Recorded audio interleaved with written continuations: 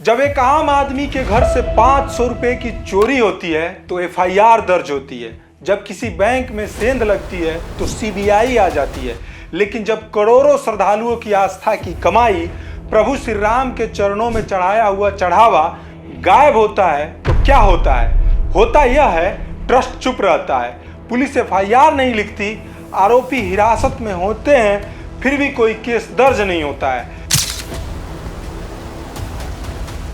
CCTV footage पहले से ही delete कर दिए जाते हैं और जो शख्स सच बोलने की हिम्मत दिखाता है उसे नौकरी से निकाल दिया जाता है। यह अयोध्या है, यह राम मंदिर है और यह कहानी है उस घोटाले की जो 7 जून 2026 को सामने आया, लेकिन जिसकी जड़ें कहां तक जा रही है, कौन कौन से सफेदपोश इसमें शामिल हैं, यह कहा नहीं जा सकता।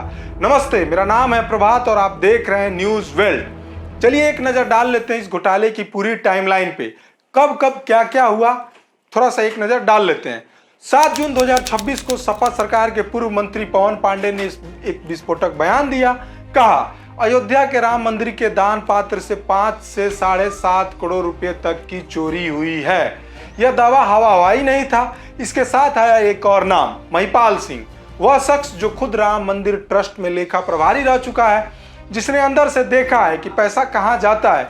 महिपाल सिंह कोई विपक्षी नेता नहीं है, वे आरएसएस से जुड़े हुए हैं। संघ ने ही उन्हें अयोध्या राम मंदिर में तैनात कराया था क्योंकि उन्हें ऑडिट का काम आता है। समर्पण निधि अभियान के दौरान वो डिपॉजिटर थे और उनके अंदर में करीब 50 और डिपॉजिटर काम करते थे। यानी यह आरोप किसी राजनीतिक दुश्मन का नहीं, यह आरोप उसी घर के भीतर से एक जानकार आदमी का है। महिपाल सिंह ने दैनिक भास्कर से बातचीत करते हुए कहा, मंदिर में चोरी कोई नई बात नहीं थी, यह रोजाना होती थी। मैंने खुद चोरी पकड़ी थी। इसकी शिकायत जब मैंने चंपत राय और गोपाल जी से की, अगले ही दिन चंपत राय ने मुझे हटा दिया। इसके बाद मंदिर में लगे सीसीटीवी कैमरों की 8 महीने पुरानी फुटेज डिलीट करवा दी गई। अब जरा टाइमलाइन देखिए। 7 जून पवन पांडे का दावा, 5 से 7.5 करोड़ रुपए की चोरी। अखिलेश यादव ने सरकार की चुप्पी को संदिग्ध बताया। 9 जून को भाजपा के नेता डॉक्टर रजनीश सिंह ने प्रधानमंत्री को पत्र लिखकर सीबीआई की जांच की। उसी दिन नृपेंद्र मिश्रा बिना किसी पूर्व सूचना, जो राम मंदिर ट्रस्ट के अध्यक्ष हैं नृपेंद्र मिश्रा, बिना किसी पूर्व सूचना के अयोध्या पहुंचे और ट्रस्ट के पदाधिकारियों के साथ बंद कमरे में बैठक की। 10 जून को प्रधानमंत्री कार्यालय यानी पीएमओ से राम मंदिर ट्रस्ट से पूरे मामले की रिपोर्ट मांग ली गई। 13 जून को नृपेंद्र मिश्रा फिर से अयोध्या में पहुंचे, 5 दिन में दूसरी बार, यानी दिल्ली तक बात पहुंच चुकी है, हलचल तेज है।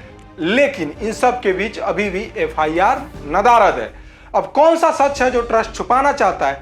राम मंदिर दान पात्र से पैसा कैसे निकला, कैसे गिना गया, फिर बैंक में कैसे जमा होता है? यह एक सीधी सरल प्रक्रिया लगती है, लेकिन महिपाल सिंह के खुलासे और दैनिक जागरण की इस रिपोर्ट ने सरल प्रक्रिया के भीतर की एक जटिल गड़बड़ी को उजागर किया है। पहला सवाल, मंदिर के दान पात्र की गिनती में ट्रस्ट और सरकारी बैंक के बीच निजी कंपनियों को क्यों शामिल किया गया? यह फैसला किसने लिया?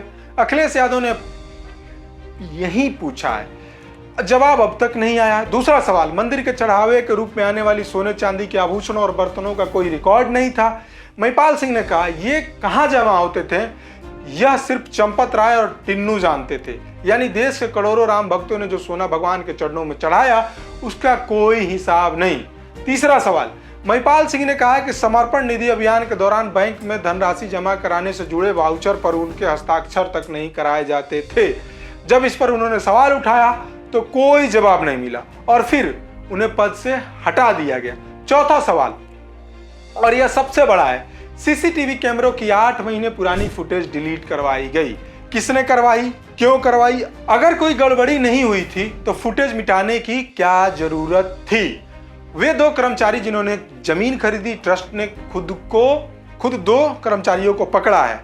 देखिए, अब इस पूरे भूमिका में 2 कर्मचारी संदिग्ध भूमिका में पकड़े गए हैं, ट्रस्ट ने खुद पकड़ा है, जिनकी ड्यूटी राम मंदिर में आए दिन चढ़ावे की गिनने की होती थी। इन दोनों को हर महीने 18 से 20 हजार रुपये का वेतन मिलता है। लेकिन हाल में ही एक ने 1.5 करोड़ रुपए की जमीन खरीदी, दूसरे ने 40 लाख रुपए का प्लॉट। 20 हजार की तनख्वाह पाने वाला आदमी 1.5 करोड़ की जमीन कहां से लाया? यह सवाल किसी को पूछना नहीं चाहिए। यह सवाल खुद में ही जवाब है। ट्रस्ट की आंतरिक समिति इनसे पूछताछ कर रही है, लेकिन पूछताछ और एफआईआर में फर्क होता है। पूछताछ आंतरिक मामला है, एफआईआर सार्वजनिक जवाबदेही है, और एफआईआर अब तक नहीं हुई है। बहुत बड़ा गंभीर मामला है, लेकिन एफआईआर अब तक नहीं हुई है। चंपत राय, अब इनकी जो भूमिका है वो संदिग्ध है। क्यों संदिग्ध है? दैनिक भास्कर और तमाम जो अखबार हैं वो एक क्वेश्चन मार्क, एक प्रश्न चिन्ह खड़ा कर रहे हैं। राम मंदिर ट्रस्ट के महासचिव चंपत राय ने शुरुआत में कहा था अभी तक कोई ऐसी बात सामने नहीं आई है, लेकिन जब ट्रस्ट ने खुद 2 कर्मचारियों को पकड़ा, पीएमओ ने रिपोर्ट मांगी और नृपेंद्र मिश्र 5 दिनों में 2 बार अयोध्या आ गए, तब यह कोई बात नहीं वाला बयान कहां खड़ा रहता है। अब इस मामले पर शंकराचार्य और मुक्तेश्वरानंद ने सीधे कहा राम मंदिर शिला पूजन के समय से ही चोरी हो रही है। जब मंदिर बनने लगा तो प्लॉट बिकने लगे। 2-2 मिनट में प्लॉट करोड़ों के हो जाते थे। वहां पहले से ही चंपत राय बैठे हैं। शंकराचार्य ने यह भी कहा चंपत का मतलब ही होता है लेकर भाग जाना। यह आरोप किसी राजनीतिक नेता ने नहीं, एक शंकराचार्य ने लगाया है, और यह पहली बार नहीं है। महिपाल सिंह आगे कहते हैं जब उन्होंने चोरी पकड़वाकर चंपत राय से शिकायत की तो जवाब नहीं मिला, शिकायत करने वाला ही हटा दिया गया। दैनिक जागरण की रिपोर्ट के मुताबिक परिसर में सुरक्षा करने वाली निजी और सरकारी एजेंसियों की कर्मियों की भूमिका भी संदेह के घेरे में। यानी यह सिर्फ 2-4 निचले कर्मचारियों का मामला नहीं है, पूरी व्यवस्था सवालों के कटघरे में खड़ी है। सबसे बड़ा सवाल, एफआईआर क्यों नहीं? दैनिक जागरण की रिपोर्ट का शीर्षक है अभी तक एफआईआर नहीं, ट्रस्ट की भूमिका संदिग्ध। यह शीर्षक अपने आप में एक खबर है। 2 कर्मचारी हिरासत में है, उनकी संपत्ति उनकी तनख्वाह से कई गुना ज्यादा अधिक है। चोरी का दावा सार्वजनिक हो चुका है, पीएमओ तक बात पहुंच चुकी है, फिर भी पुलिस ने एफआईआर क्यों नहीं लिखी? और इसका एक सीधा जवाब है राम मंदिर ट्रस्ट ने अभी तक पुलिस में शिकायत ही नहीं दर्ज कराई है। ट्रस्ट की आंतरिक जांच समिति बनाई गई है, लेकिन आंतरिक जांच का मतलब है ट्रस्ट खुद जांच करेगा अपने खिलाफ। समझ रहे हैं ना मामला? और उस जांच रिपोर्ट भी ट्रस्ट को ही सौंपी जाएगी। मतलब ये ऐसा हुआ कि चोरी ट्रस्ट के लोगों ने की, ट्रस्ट खुद ही जांच करेगा और उसकी रिपोर्ट खुद ट्रस्ट अपने ही लोगों को देगा। ठीक, ट्रस्ट को सौंपी जाएगी, जनता को नहीं। जनता को कुछ नहीं बताया जाएगा। यह पारदर्शिता नहीं है, यह जवाबदेही नहीं है, यह ढकोसला है। महंत कमल नयन दास ने एक बड़ा सवाल उठाया, जांच करने वाले खुद बेईमान हैं। अगर यही सच है तो आंतरिक जांच का क्या नतीजा होगा? अगर यह सच नहीं है तो फिर सीबीआई से क्यों डर लग रहा है?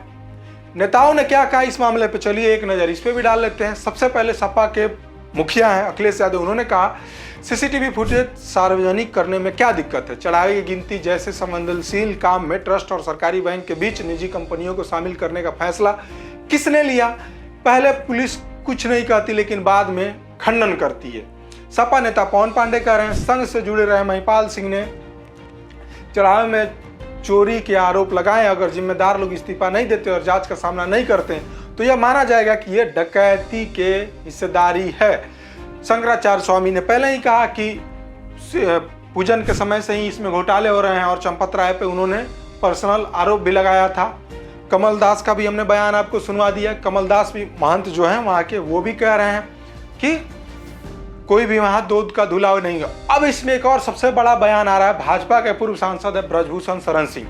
उन्होंने कहा है कि मैं कमजोर आदमी नहीं हूँ, सॉरी माफ कीजिएगा, ब्रजभूषण शरण सिंह ने कहा है कि मैं बहुत कमजोर आदमी हूँ, अगर मैं सच बोल दूंगा तो बहुत परेशानी में पड़ जाऊंगा, सच बोलने की हिम्मत अभी मेरे पास नहीं है। डिप्टी सीएम ब्रजेश पाठक ने अखिलेश यादव पर ही तंज कर दिया, कह रहे हैं कि उनकी सोच बाबरवादी है, राम मंदिर को लेकर अफवाह फैलाकर झूठ गढ़ने का असफल प्रयास कर रहे हैं। वहीं अयोध्या के सांसद अवधेश प्रसाद सिंह, वो सपा से हैं, वो कह रहे हैं प्रभु श्री राम के मंदिर में करोड़ों रुपए के चढ़ावे में हेराफेरी हुई है, लूट करने वाला कोई बाहरी नहीं है, जनता सब कुछ जानती है। अब इन बयानों को ध्यान से पढ़िए, एक बात गौर करने वाली है। भाजपा के नेता अपने नेता डॉक्टर रजनीश सिंह ने पीएमओ को चिट्ठी लिखी, सीबीआई जांच की मांग की। ब्रजभूषण शरण सिंह ने खुले तौर पर कहा कि वह सच बोलने से डर रहे हैं, और जो बीजेपी का ऑफिशियल बयान आया है डिप्टी सीएम ब्रजेश पाठक का, वो कह रहे हैं कि अखिलेश बाबरवादी हैं। ये बयान यहीं तक सिमटा दे रहे हैं। जांच का कोई आश्वासन नहीं है, कोई चाहता नहीं है कि जांच हो। आपको ये पूरी खबर कैसी लगी कमेंट करके जरूर बताइएगा। कैमरे के पीछे हैं अभिजीत, वीडियो को एडिट किया तरुण ने, मेरा नाम था प्रभात। धन्यवाद।